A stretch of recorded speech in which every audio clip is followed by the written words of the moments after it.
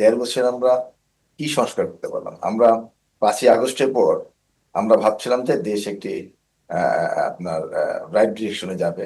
আমরা সংস্কার করব, দেশের উন্নয়ন করব, সেই ফ্যাসিবাদ থেকে আমরা উত্তরণ পাবো।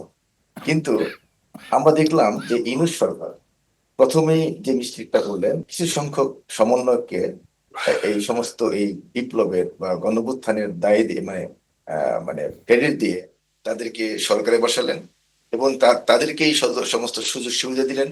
এবং এই সুযোগে তারা কি করলো, তারা মানে এই মব সৃষ্টি করে বিভিন্ন ব্যবসায়ীদের কাছ থেকে তারা টাকা চাঁদা এবং তাদেরকে, যেটা নাকি আগে পূর্ববর্তী বক্তা বললেন, তাদেরকে সুযোগ সুবিধা দেওয়া, তাদেরকে আন্দোলনের ক্ষেত্রে তাদেরকে সুযোগ সুবিধা দেওয়া, এই যে একটা বৈষম্য কিন্তু।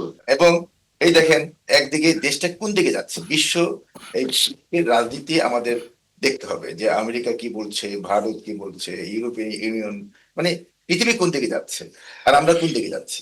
আমরা দেখেন মাজারগুলিকে, যে আলোচনা করলেন যে মাজারগুলিকে ভাঙা হচ্ছে একটা উগ্রবাদী একটা একটা গোষ্ঠী, এবং সেই গোষ্ঠীকে প্রশ্রয় দেওয়া হচ্ছে, এবং সরকার এবং এই ধর্ম ধর্ম উপদেষ্টা সেগুলি থেকে প্রশ্রয় দিচ্ছে। তাহলে দেশটা, আমাদের দেশটা কিন্তু বিশ্বের রাজনীতি, বহির্বিশ্বে আমাদের দেশটা উগ্রবাদী চেহারা পাচ্ছে। উগ্রবাদী চেহারা যাচ্ছে।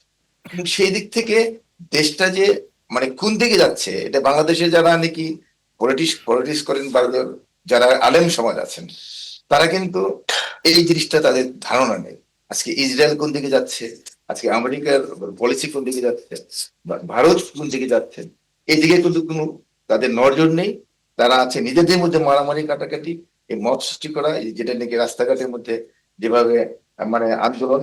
আচ্ছা, এই যে সংস্কারটা আমি দেখলাম, যেহেতু আওয়ামী লীগ নেই, আগামী নির্বাচনে সম্ভবত বিএনপির একটা জোয়ার আছে, সেই বিএনপিকে ঠেকানোর জন্য যত সংস্কার, আওয়ামী লীগের আমলে আমরা দেখেছি যে দিনের ভোট রাতে করা হয়েছে বিএনপিকে ঠেকানোর জন্য।